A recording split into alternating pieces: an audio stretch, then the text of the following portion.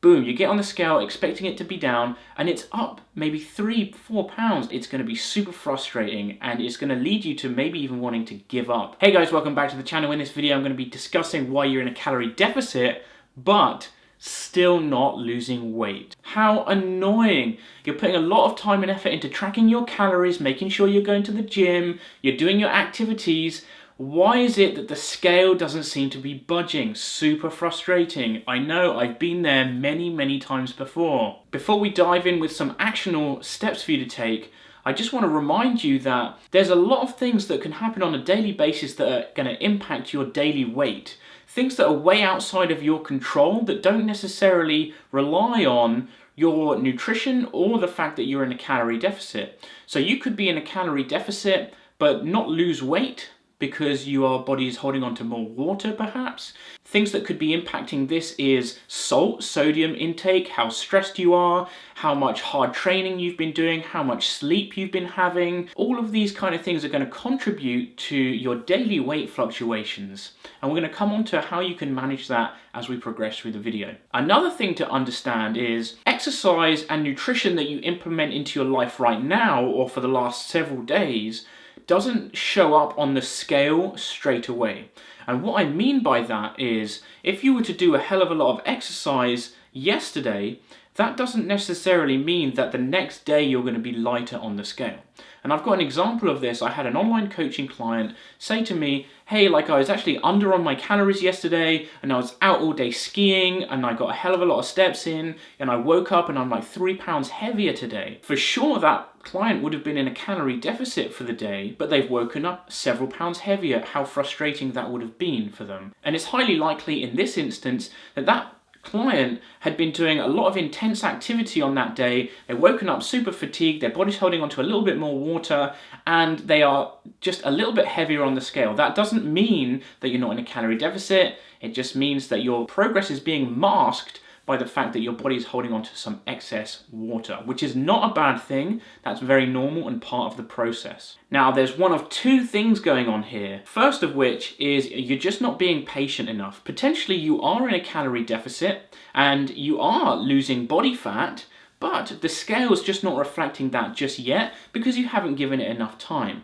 You really need to be tracking your progress over the course of several weeks or even months, and being consistent, and then you should start to see some progress. We're going to come on to tracking progress very shortly. Number two, the other thing that could be going on is maybe you're not actually in a calorie deficit. If you've been tracking your calories, you've been getting to the gym, you've been doing your exercise, and you are still not losing weight and you've been doing that for a period of time, it could just be that you're not in a calorie deficit. And that could be because you are eating too many calories or not burning as many calories as you thought you were. Maybe you're tracking your calories wrong, and I'm going to come on to that again in a few minutes.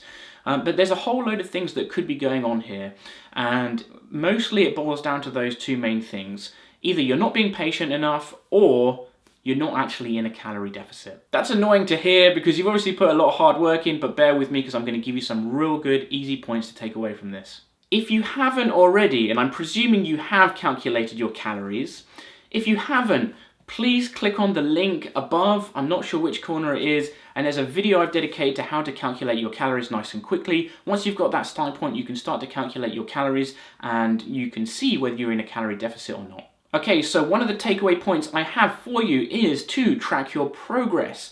And what I mean by that is I use 3 or 4 key metrics when I track progress for my online clients. The first of which is body weight, of course. Now, what most people think is just track your body weight once a week, and I actually say scrap that idea, because let's say, for example, you are getting on the scale 1 day a week and it just so happens that the day before you have had a heavy leg workout, you've been out for sushi, you've dipped your sushi in soy sauce, which is high in sodium, your body's holding onto more water, it's more stressed, it's going to be several pounds up. Boom, you get on the scale expecting it to be down and it's up maybe 3-4 pounds depending on how much you weigh. It could be up several pounds, and that is going to make you think you're not making progress, and it's going to be super frustrating, and it's going to lead you to maybe even wanting to give up. And I completely empathize with you because it's so frustrating. But here's what I suggest. Track your weight on a daily basis. So every day, or at least most days, step on the scale. Don't get emotional with the number. It's much easier said than done, I know that, but try not to get emotional with the number. What you can then do is you can take a weekly average and you compare week to week averages over the course of 3 weeks to several months. And are you trending in the right direction or not? That is going to give you the clearest picture of what's going on, whether you're in a calorie deficit or not, if over time you're losing weight or not, and not relying on these daily weight fluctuations to get inside your head. It may seem counterintuitive to do that and get on the scale every single day, and you may think that may become obsessive. And for some it might, and if that's the case, you might want to take a step back from that. But from so many people, I've seen the exact opposite. From you get on the scale on a daily basis, then you start to learn what foods and what stresses in your life are going to impact those ups and downs. You become immune to those weight fluctuations because you get so used to them. You become to understand they're part of the process, and you just accept it and move on and compare those weekly averages. The other thing I suggest you track is measurements. Pick a few measurements. I pick like belly button, waist, hips. Take those measurements once a week or once every 2 weeks, and you can see, okay, maybe you're not losing weight for a couple of weeks. That's completely normal. You could still be in a calorie deficit, but are you losing inches or centimeters? If that's the case, that's a really good sign that you just need to hold steady, be patient, be consistent, and just keep on keeping on. The last 2 things that I suggest you track is your pictures, progress pictures once every 4th week, and have an item of clothing that you can use as a benchmark to see if it's getting a little bit more loose over time. Just pick one item of clothing and you can tell if that's getting loose over time.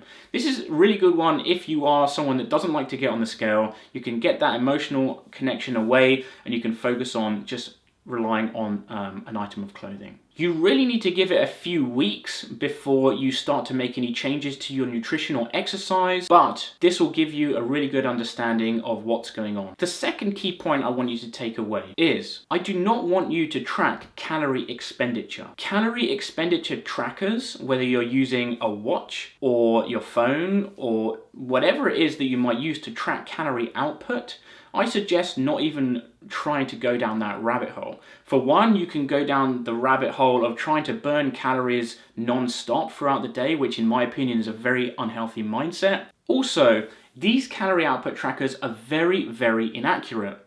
So it could be telling you you're burning way more calories than you think you are, and therefore it could potentially lead you to eating more food. On top of that, you need to turn off the function on MyFitnessPal or whatever tracking app that you use. Turn off the function where it's adding back calories for activity, because that activity that it's adding calories back for has already been accounted for in the calorie calculation that you've already done when you're first setting up your targets. So when you set up your targets, you're already saying, okay, I work out this much and I walk this much, or I'm this active, and it applies a calorie target for you. That calorie target has already included all your calorie needs, all your energy requirements for the day, so it doesn't need you to add in the extra for the activity because it's already been accounted for. So that will lead you to overeating your calories. The third tip that I want you to take away from here is making sure that you're tracking your food accurately. It can be so easy when you've been tracking for a while to start to eyeball stuff. I actually am guilty of this too. Just today, actually, I've been eyeballing my low-fat cheese. I've probably been using about 10 to 15 grams more than I should be, or that I've been accounting for. So make sure that you are staying on top of your tracking accuracy. That means weighing and measuring your food in grams, not using cups and tablespoons. They are silly, okay? Cups are silly. There, I said it.